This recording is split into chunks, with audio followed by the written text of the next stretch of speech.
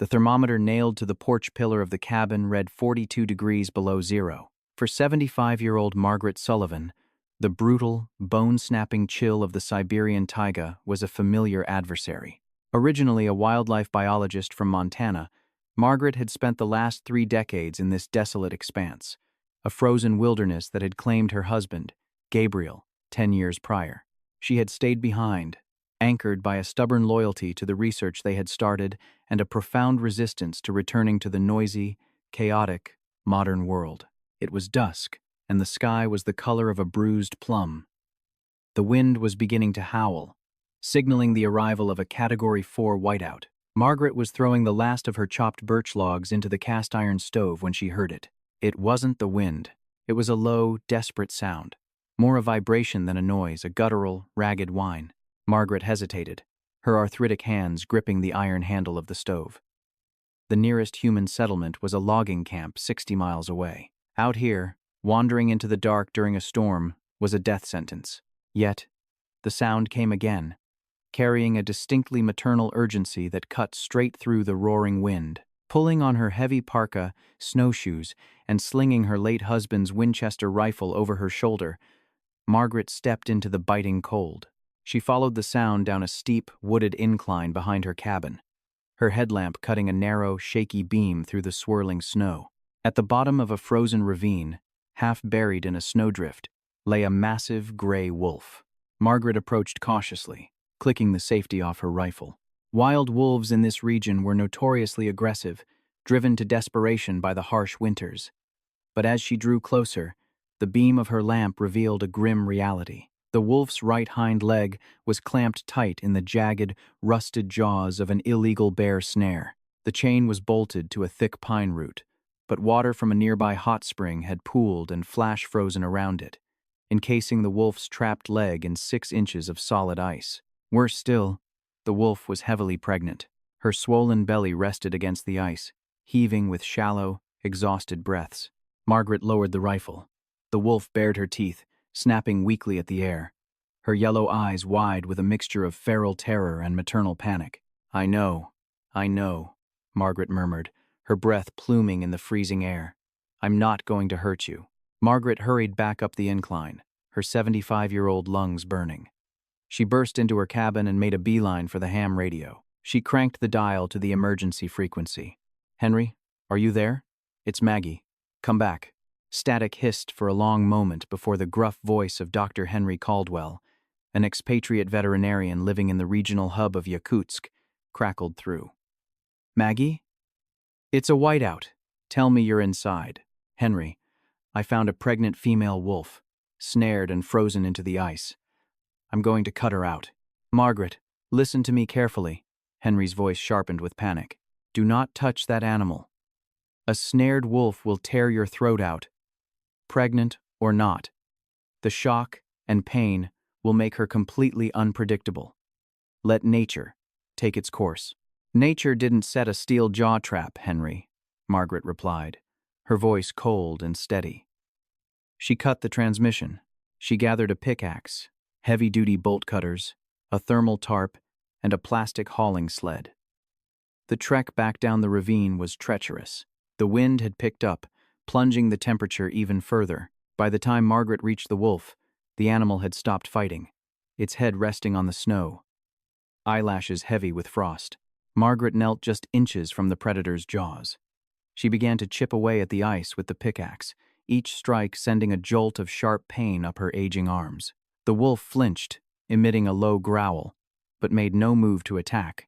It was as if she understood that her surviving the night depended entirely on this frail, gray-haired human. After 20 grueling minutes, the ice cracked.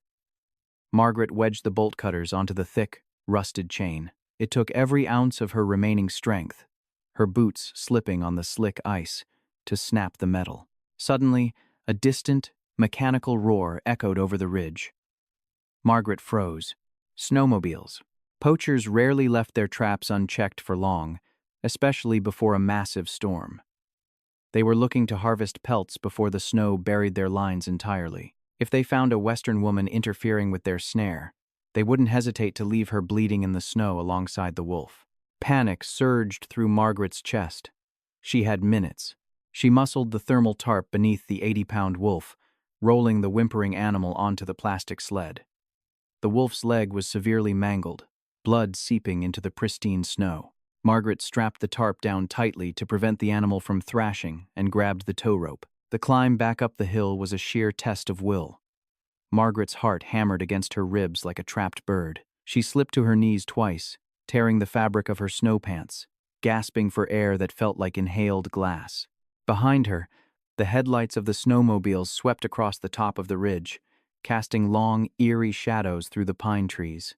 With a final, agonizing heave, Margaret dragged the sled into her attached woodshed, slamming the heavy wooden door shut and sliding the iron deadbolt into place just as the hum of the snowmobiles passed over her property line, eventually fading into the storm. Margaret collapsed against the door, her chest heaving. But the crisis was far from over. The sudden warmth of the woodshed, combined with the extreme trauma, sent the wolf into premature labor. The animal began to pant heavily, thrashing her head against the floorboards. Margaret grabbed her medical kit, a basin of warm water, and clean towels from the cabin. She returned to the shed and sat beside the predator. The sheer absurdity of the situation struck her, a 75-year-old widow acting as a midwife to a deadly apex predator in the middle of Siberia. The first two pups arrived quickly, blind and squeaking. The mother wolf, despite her mangled leg, instinctively tore the amniotic sacs and licked them clean. Margaret watched, awe momentarily overriding her exhaustion. But then, the mother let out a sharp, agonizing yelp. She dropped her head, her breathing turning dangerously shallow. Margaret leaned in. The third pup was breached, stuck halfway in the birth canal. The mother had no strength left to push. If the pup didn't come out, both it and the mother would die of sepsis. Margaret knew she had to intervene.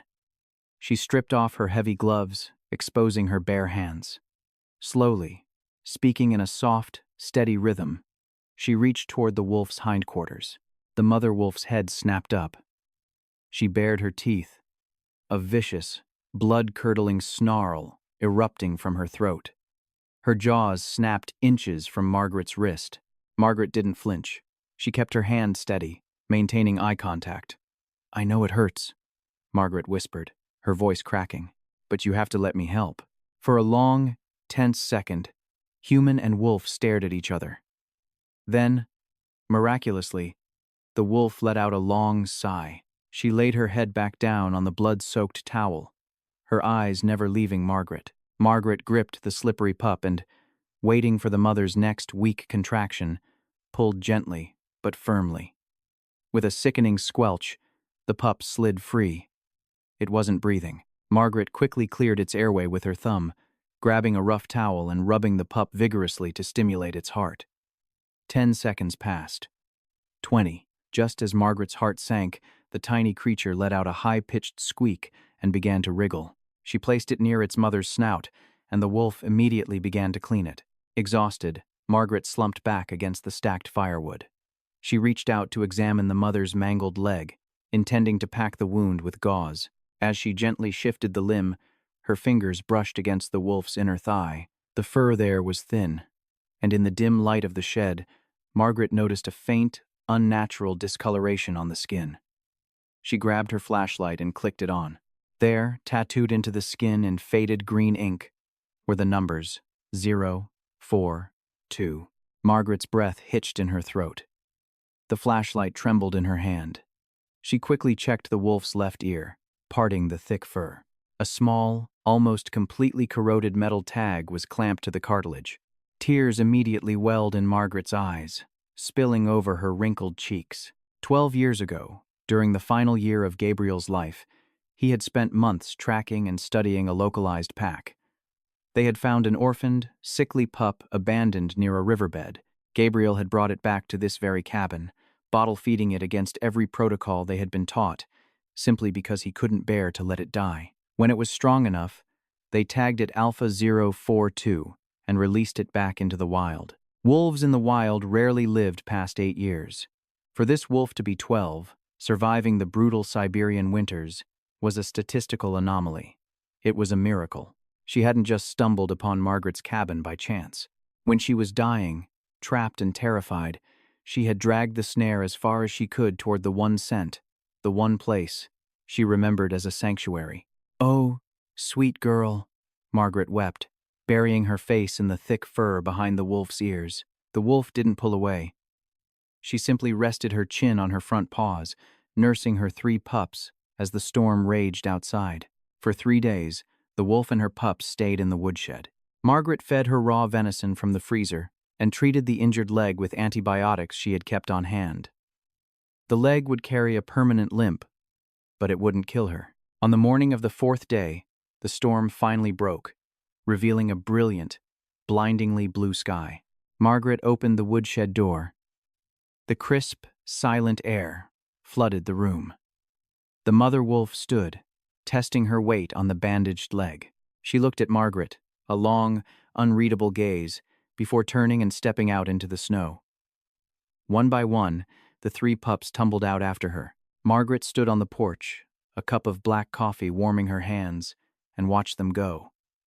The pain in her joints was severe, her body bruised and battered from the ordeal. But as the wolf disappeared into the tree line, leaving behind a trail of paw prints in the fresh snow, Margaret felt an overwhelming sense of peace. The haunting isolation that had plagued her since Gabriel's death was gone, replaced by the profound, comforting reality that life, however fierce and fragile, always finds a way back home.